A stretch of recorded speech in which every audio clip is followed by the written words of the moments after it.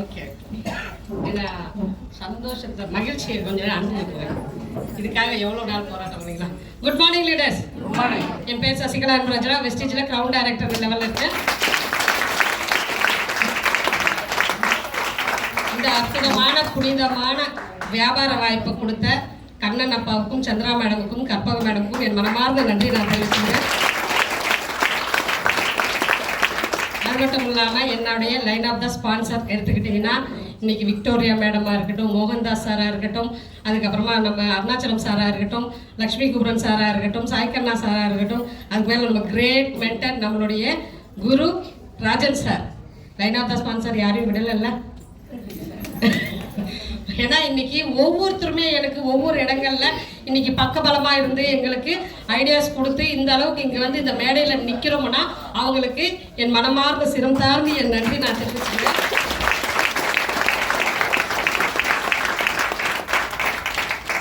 அது மட்டும் இல்லாமல் வந்து பார்த்தீங்கன்னா, சாய்கண்ணா சார் அடிக்கடி சொல்லுவாங்க, இந்த வியாபாரத்தில் எவ்வளோ சேலஞ்சஸ் வரும், என்ன சேலஞ்சஸ் வந்தாலும் இந்த வியாபாரத்தை விட்டு நம்ம விலகிடணும், வேண்டாம் அப்படின்ட்டு அந்த நினைப்பு கூட மைண்டில் வரக்கூடாது அப்படின்னு சொல்லுவாங்க. அப்போ அந்த மாதிரி எவ்வளோ சேலஞ்சஸ் வரும்போது சரி வேண்டாம் விலகிக்கலாமா அப்படின்னு அந்த சிந்தனையை கொடுக்காம கடவுள் வந்து எனக்கு ஒரு நல்ல புத்தியை கொடுத்து தொடர்ந்து இந்த வியாபாரத்தை நிற்க வச்சதுக்காக கடவுளுக்கும் என் மனமார்ந்து நான் நன்றி தெரிவிச்சுக்கிறேன்.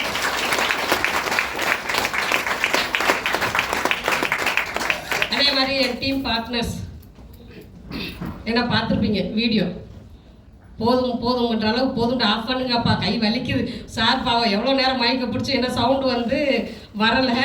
ஆனால் சார் மைக்கு வச்சு சாய்கண்ணா சாரும் அப்படியும் நம்மளுக்கு சப்போர்ட் பண்ணி எல்லாருமே அந்த பாட்டை கேட்க வைக்கிற அளவுக்கு 8 நிமிஷம் வீடியோ, இன்னும் அதுவே நாங்கள் பார்த்து கட் பண்ணி முக்கியமானது மட்டும் போட்டதுலேயே 8 நிமிஷம் போயிடுச்சு. சரிங்களா? நீ அதில் எதுவுமே நாங்கள் தவிர்க்க முடியல. அதனால் அந்த மாதிரி என் டீம் பார்ட்னர்ஸோடைய அந்த அன்பு மலையில் நனைஞ்ச அந்த வீடியோவை பார்த்தீங்க இல்லையா? அப்போ என் அன்பு டீம், லவ்லி டீமுக்கு என் மனமார்ந்த நான் நன்றி தெரிவிச்சுக்கிறேன். அது மட்டும் இல்லாமல் வந்து பார்த்தீங்கன்னா, நம்மளுடைய மேனேஜ்மெண்ட் நம்மளுக்கு கௌதம்பாலி சார், அப்பாவுக்கெல்லாம் அப்பா, கடவுளுக்கெல்லாம் கடவுளாக தான் எனக்கு இன்றைக்கி தெரியுறாங்க. அவங்க மட்டும் இப்படி ஒரு கம்பெனி ஆரம்பித்து இன்றைக்கி வந்து தமிழ்நாட்டில் கொண்டாந்து கொடுக்கல அப்படின்னா இன்றைக்கி நம்ம எல்லாரும் இருப்போமானா இல்லை. அப்போ இன்னைக்கு கௌதம்பாலி சாருக்கும் என் மனமார்ந்த நான் நன்றி தெரிவிச்சுக்கிறேன். அவருக்கு உறுதுணையாக இருந்து இந்த அளவுக்கு கம்பெனியை நம்மளுக்கு எடுத்துக்கிட்டு வந்து ரன் பண்ணி கொடுத்துட்டு இருக்கிற கௌதம்பாலி சாருக்கும் தீபக் சாருக்கும் என் மனமார்ந்த நன்றி நான் தெரிவிச்சுக்கிறேன். அதுக்கப்புறம் வந்து பார்த்தீங்கன்னா, நம்மளுடைய மேனேஜ்மெண்ட் இன்னைக்கு சதீஷ் சாராக இருக்கட்டும், நம்மளுக்கு ஹரி சாராக இருக்கட்டும், கிரி சாராக இருக்கட்டும், நம்மளுக்கு வந்து அதுக்கப்புறமா சத்ரு சாராக இருக்கட்டும், அசோக் சாராக இருக்கட்டும், பிரியா மேடமாக இருக்கட்டும், இந்த மாதிரி இங்கே வேற எனக்கு பேர் தெரியல, ஆனந்த் சாரா, பாஷா சார், ஏன்னா அவர் கூட சார் கூட ரொம்ப பேசுறதில்லை, இவங்களோடலாம் நான் பேசியிருக்கேன், அதனால எனக்கு அவங்க பேர் தெரிஞ்சிச்சு. பாஷா சார், இந்த மாதிரி எல்லாருமே வந்து பார்த்தீங்கன்னா இன்னைக்கு சப்போர்ட்டிவாக இருந்து இந்த அளவுக்கு இன்னைக்கு வளர்த்து என்ன மட்டும் இல்லை, இந்த மாதிரி பல பேரை வளர்த்து ஜெயிக்க வச்சு இந்த மாதிரி மேடையில் நிற்க வச்சு அழகு பார்க்குறவங்க எல்லாருக்குமே என் மனமார்ந்த நன்றி நான் தெரிவிச்சுக்கிறேன். அதே மாதிரி நாங்கள் பொன்னேரி போது எங்களுக்கு புதன்கிழமை வந்து எங்களுக்கு முகம் சுளிக்காமல் நாங்கள் என்ன சேட்டை பண்ணாலும் சகிச்சுக்கிட்டு பொறுமையாக எங்களுக்கு அங்கே ஹால் கொடுத்து எங்களை ஒவ்வொரு வாரமும் எங்களுக்கு சப்போர்ட் பண்ணுற அம்மு மேடம், திருமலை சாருக்கும் என் மனமார்ந்த நான் நன்றி தெரிவிக்கிறேன். இந்த மாதிரி ஒவ்வொரு ஸ்டாக் பாயிண்ட்லையுமே வந்து பார்த்தீங்கன்னா எல்லாருக்குமே இன்னைக்கு நிறைய சப்போர்ட் சிஸ்டம் இன்னைக்கு நம்மளுக்கு வெஸ்டீஜில் கொடுக்குறாங்க. அப்போ எல்லாருக்குமே உண்மையிலே இங்கே அந்த நன்றின்றது நம்ம என்றைக்குமே மறக்கக்கூடாது இல்லைங்களா? அப்போ அந்த அளவுக்கு இன்னைக்கு சப்போர்ட் பண்ணுறாங்க. எதுக்கு? நாம் ஜெயிக்கிறதுக்கு. சிங்கிளாக இப்போ நான் சொல்லணும்னா நான் ஜெயிக்கிறதுக்கு, இப்போ நீங்கள் ஒவ்வொருத்தருனா நீங்கள் ஜெயிக்கிறதுக்கு. கரெக்டு தானே? இப்போ சார் சொன்ன மாதிரி வெளியில் ஒருத்தரை தோக்கடிச்சாதான் ஒருத்தர் ஜெயிக்க முடியும்.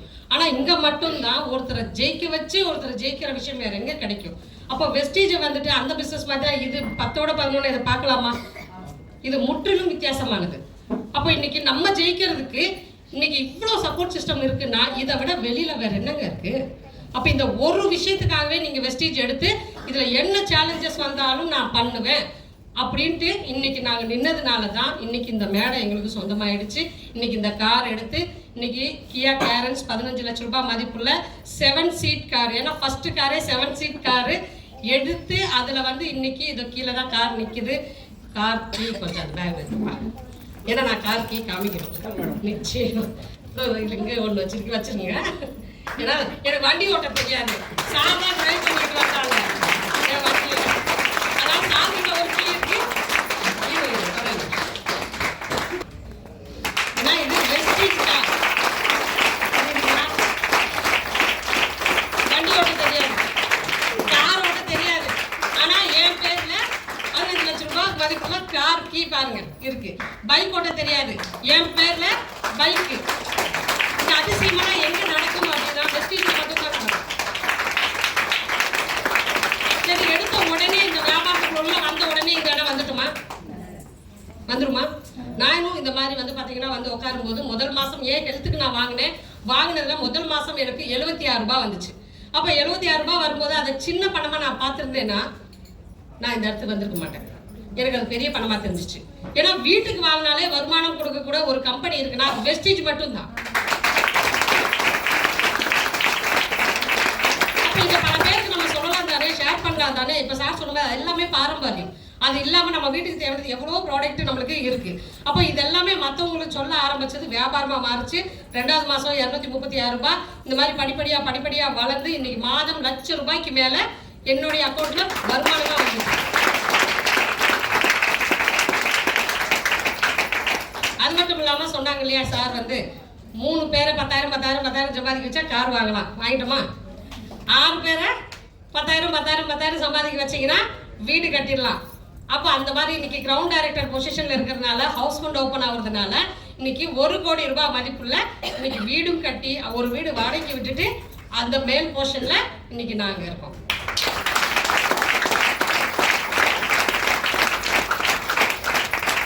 அது மட்டும் இல்லாம ஃபாரின் டூர், இது வரைக்கும் 8 வெளிநாடு ஃபாரின் ட்ரிப்ஸ் இன்னைக்கு இந்த வெஸ்டீஜ் வியாபாரத்தின் மூலியமா போயிட்டு வந்தாச்சு. சரிங்களா? இப்போ நீங்க பார்த்துருப்பீங்க, ஒரு 8 நிமிஷம் வீடியோ பார்த்தீங்க, சிம்பிளா முடிஞ்சிச்சு. ஆனா இதுக்கு பின்னாடி 8 வருஷம் உழைப்பு இருக்கு. 8 வருஷம் உழைப்பு இருக்கு. அப்ப இந்த உழைப்புல இந்த வியாபாரத்துக்குள்ள நான் வரும்போது என் பொண்ணு 3rd ஸ்டாண்டர்ட் படிக்கிறான். பேசினால இப்போ வந்து காலேஜ் 3rd இயர் இன்னைக்கு படிச்சுட்டு இருக்காங்க. இப்போ அப்போ உள்ள வரும்போது 3rd ஸ்டாண்டர்ட். உங்க வீட்டிலலாம் 3rd ஸ்டாண்டர்ட் படிக்கிற பசங்க இருப்பாங்க. மீட்டிங் கூப்பிடுவாங்க, உங்க அப்ளை என்ன சொல்லுவீங்க? குழந்தைய விட்டுட்டு வர முடியாது மேடம். ஏன்னா இந்த மாதிரி நிறைய சொல்றவங்கலாம் இன்னைக்கும் சொல்லிட்டு தான் இருக்காங்க, எனக்கும் சொல்லிட்டு தான் இருக்காங்க. ஆனா நான் அந்த மாதிரி சொல்லலை. இன்னும் சொல்ல போனா நானும் எங்க வீட்டுக்கார நாங்கள் 2 பேருமே ஃபீல்டுக்குள்ள இறங்கணும். ஹஸ்பண்ட் அண்ட் ஒய்ஃபாக தான் அந்த வியாபாரத்தை நாங்கள் பண்ண ஆரம்பித்தோம். அப்போ எந்த மீட்டிங் ட்ரைனிங்காக இருந்தாலும் நாங்கள் 2 பேருமே வருவோம் ஈவினிங்கில். அப்போல்லாம் இன்றைக்கி தான் வந்து பார்த்திங்கன்னா 3/4 ஜூமில் போகுது. அன்னைக்கெல்லாம் வந்து பார்த்திங்கன்னா ஹால் மீட்டிங்ஸ் தான்.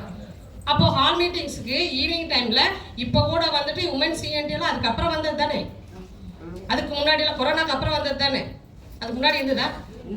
இல்லை. அப்போ வந்து எல்லாமே எங்களுக்கு ஹால் மீட்டிங்ஸ் தான், ஈவினிங் தான். சிஎன்டி ராஜா அண்ணாமலை மன்றமாக இருந்தாலும் எங்களுக்கு எல்லாமே ஈவினிங் டைம் தான். அப்போ 7 மணிக்கு தான் மீட்டிங்கே ஸ்டார்ட் ஆகும். அப்போ நான் வந்துட்டு 7 மணிக்கு மீட்டிங் நாங்கள் போகணும் அப்படின்னா, நாங்கள் வீட்டில் நாங்கள் இருக்கிறது பொன்னேரி. நான் வந்து அங்கே போய் 7 மணிக்கு போனால் சீட்டு கிடைக்காது. அப்போ நான் 6 மணிக்கெல்லாம் அங்கே போய் சீட்டை பிடிக்கணும். அப்போ அந்த மாதிரி சீட்டை பிடிக்கணும்னா நான் வீட்டில் 3:30 மணிக்கு கிளம்பணும். நான் பசங்களுக்கு வந்து அவங்க சாப்பிடணுன்றதுக்காக இட்லி எல்லாம் சுட்டு எடுத்து ஹாட் பாக்ஸில் போட்டு வச்சுட்டு வந்து சாப்பிட்டுக்கிட்டோம் அப்படின்ட்டு நான் எதிர்க்க நடந்து போய்கிட்டு இருப்பேன். என் பொண்ணு எதிர்க்க ஸ்கூல்லேருந்து வருவாங்க. பாப்பா டிவி போட்டு வச்சுருக்கேன், சூடு பண்ணி குடிச்சிக்கோ, அதே மாதிரி டிஃபன் பண்ணி வச்சுருக்கேன், எடுத்து சாப்பிட்டுக்கோ சொல்லிவிட்டு மீட்டிங் கிளம்பிடுவேன். வர்ற வழியில தான் பார்ப்பேன். ஓகேங்களா? சாவி இந்த இடத்துல வச்சுருக்கேன், எடுத்துக்கோட்டு. அப்போ என் வீட்டுக்காரரும் அந்த டயத்துக்கு அவர் அப்படியே நேராக அங்கே வந்துடுவாங்க. நான் இப்படியே போயிடுவேன். வரும்போது 2 பேரும் ஒன்றா வருவோம். எத்தனை மணிக்கு வீடு வந்து சேருவோம்? எத்தனை மணிக்கு வருவோம் சொல்லுங்க, ஒரு கெஸ்ஸிங் சொல்லுங்க. ஏன்னா நீங்களும் ஃபீல்டுக்குள்ளே இருக்கீங்கல்ல. 7 மணிக்கு மீட்டிங் ஸ்டார்ட் ஆனால் திருப்பி வர்றதுக்கு மேடம் கரெக்டாக சொல்கிறாங்க. ஏன்னா அனுபவம், ஏன்னா அவங்களும் அதை தாண்டி வந்திருக்காங்கல்ல. அப்போது வீட்டுக்கு வர்றதுக்கு 12 மணி ஆகிடும் நைட்டு. அப்போ அந்த பசங்க சாப்பிட்டாங்களா சாப்பிடலையா வந்து ஹாட் பாக்ஸ் ஓப்பன் பண்ணி பார்த்தா தான் தெரியும். ஒவ்வொரு டைம் சாப்பிடாமலே இருப்பாங்க. ஐயோ என் குழந்தை சாப்பிடலையே அப்படின்னு மனசு பதறாதா? நான் மட்டும் நான் கல் நெஞ்சுக்காரியா? நானும் இந்த வயத்துல தானே என் குழந்தைய பெற்றேன். வலிக்கும் தான் மனசு. ஆனால் அந்த குழந்தைங்களுக்காகத்தானே, வாழ்க்கை மாறணுன்றதுக்காக தானே, அந்த குழந்தைங்க நாளைக்கு நல்லா இருக்கணுன்றதுக்காக தானே. ஏன்னா இதை எங்களுக்கு ராஜன் சார் வந்து ஸ்ரேயன் சாரில் நல்ல மண்டையில் ஏற்றிட்டார். ஏன்னா சின்ன குழந்தையா இருக்கும்போது அந்த குழந்தைங்களுக்கு நீங்கள் அழகாக ராஜா மாதிரி ராணி மாதிரி அழகாக ட்ரெஸ் பண்ணி பார்ப்பீங்க, வேணுன்றதெல்லாம் வாங்கி கொடுப்பீங்க. அதே குழந்தை நாளைக்கு பெருசாகும் போது அந்த குழந்தை வாழ்க்கை அந்த மாதிரி நீங்கள் வச்சுக்க முடியுமா, பார்த்துக்க முடியுமா?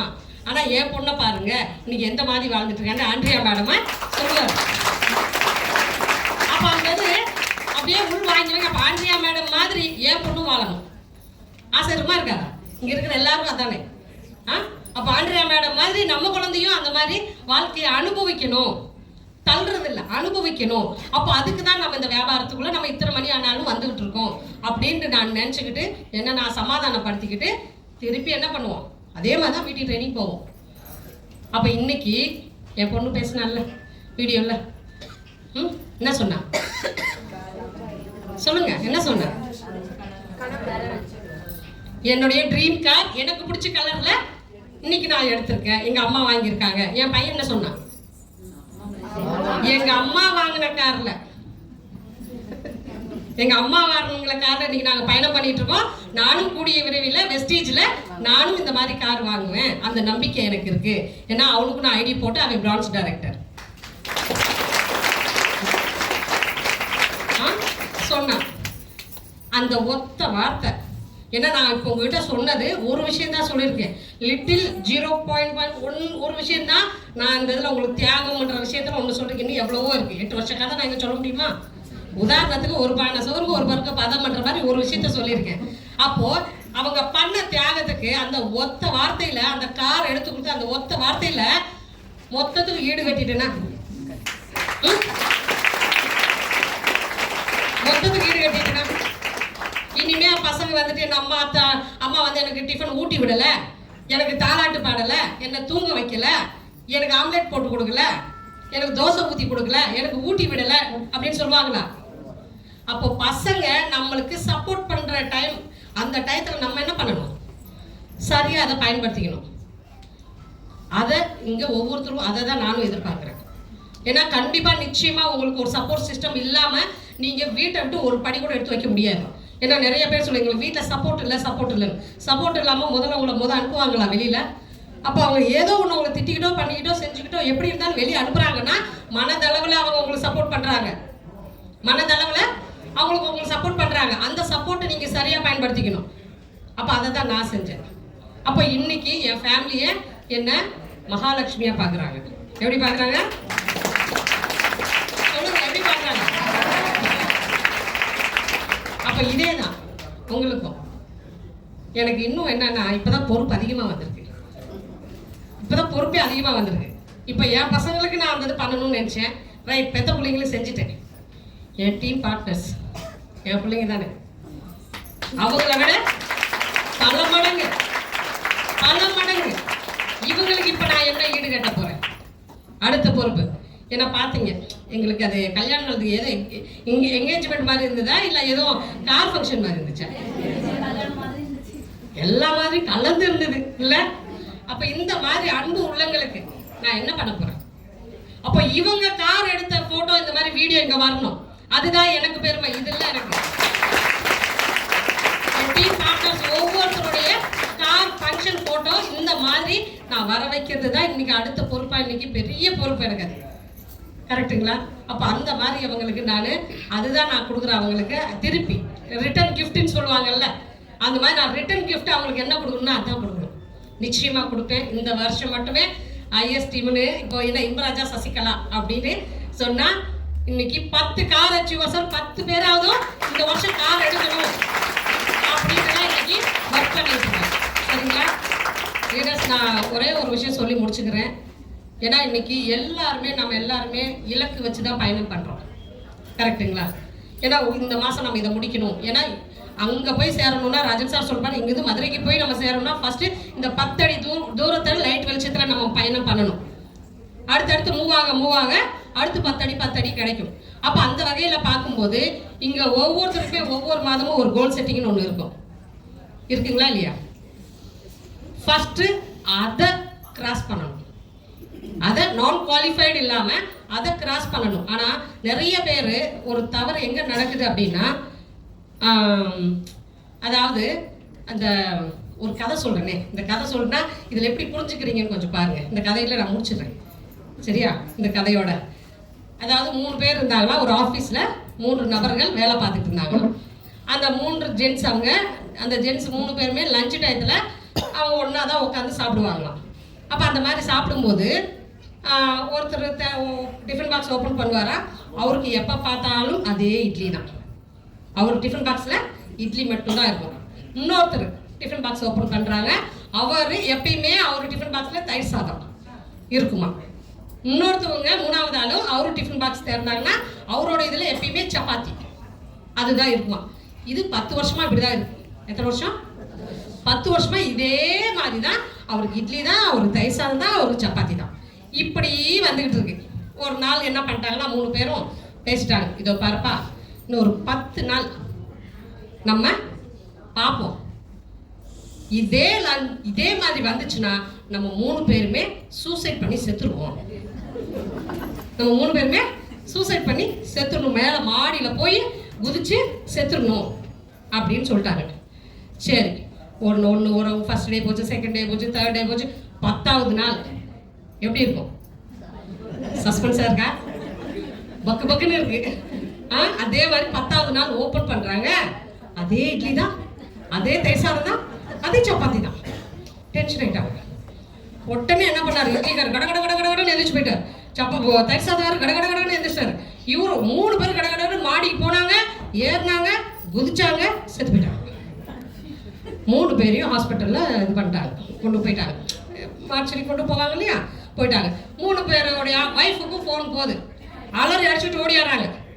ஐயோ ஐயோ, இந்த இட்லி கட்டி கொடுத்தாங்கல்ல அந்த இட்லிக்காரம்மா, அந்த இட்லி டிஃபன் பாக்ஸ்காரம்மா, ஐயோ இப்படி எல்லாம் நடக்கணும்னு தெரிஞ்சிருந்தா நான் உங்களுக்கு வேற ஊற்றி கொடுத்துருப்பேனே, வேற ஊற்றி பண்ணியிருப்பேனே, நீங்க இப்படி பண்ணிட்டீங்களே, ஐயோ அம்மா புலம்பி கதறி கதறி அழுகுறாங்களாம்.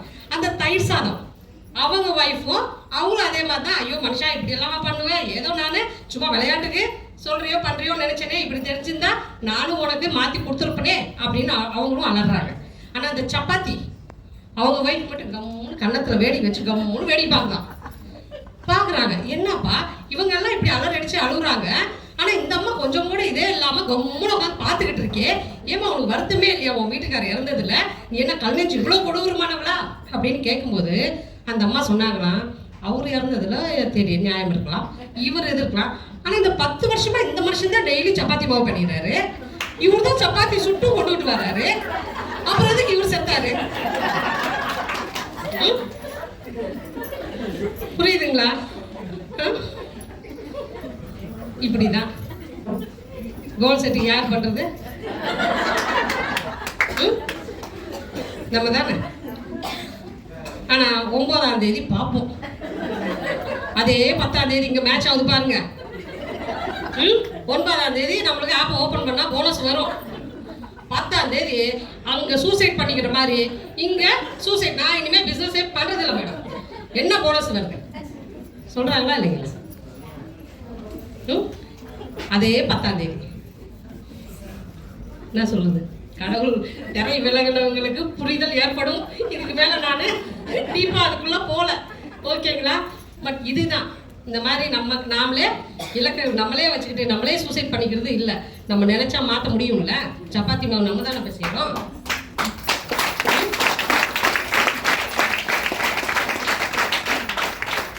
லீடர்ஸ், இந்த மாதிரி ஒரு வாய்ப்பு வந்து நம்மளுக்கு ஈஸியாக கிடைச்சிருச்சு. கௌதம் பாலி சார் கூட்டாளி ஒவ்வொருத்தருகிட்டையும் 1 லட்ச ரூபாவோ 2 லட்ச ரூபாவோ 10 லட்ச ரூபாவோ வாங்கி இங்கே ஜாயினிங் கொடுத்துருந்தாருன்னா அந்த பொறுப்பு அக்கறையும் வந்திருக்குமோ என்னமோ தெரியல. ஆனால் அவர் வந்துட்டு நம்மளை மாதிரி சாதாரணமான மக்களும் நம்மளுக்கு இன்னைக்கு முன்னேற்றத்துக்கு வரணும் அப்படின்றதுக்காக தான் எந்த ஒரு தகுதியும் இல்லாமல் இன்வெஸ்ட்மெண்ட் இல்லாத ஒரு 0 இன்வெஸ்ட்மெண்ட்ல இந்த வாய்ப்பு கொடுத்துருக்காரு.